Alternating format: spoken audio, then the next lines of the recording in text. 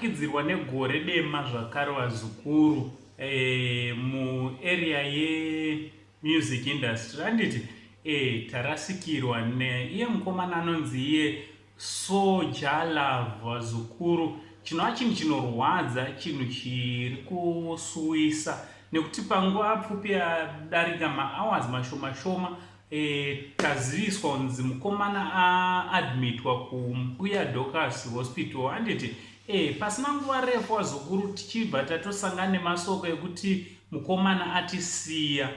Chinova chinhu chinorwadza handiti tichiti may his soul rest in peace vazukuru.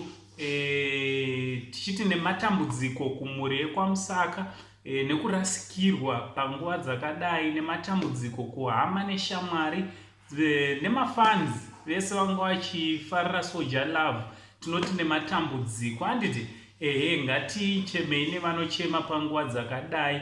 Tichange tichikuupdata izvi kuti urongwa hwachona huchafamba sei hwemariro emukomana handiti but Soja Love anga asingafaniri kudaro vazukuru. Ndabatikana anga asingafaniri kudaro rwendo rwemangoma rwuchiripo rwanditi ndochandango ndikuzivise vazukuru kuti munge muri munogara muchiziva zviri kuitika. So kana wanga usati wasubscribe kuitira kuti usasara pachannel inokupai zvinhu nenguva handiti from Uncle saying the only Zimbabwean uncle. Ngati chingoisa like muzukuru kana wanga uchifarira Soja Love nekunyora comment tibata maoko. From Uncle saying tichitichi much love.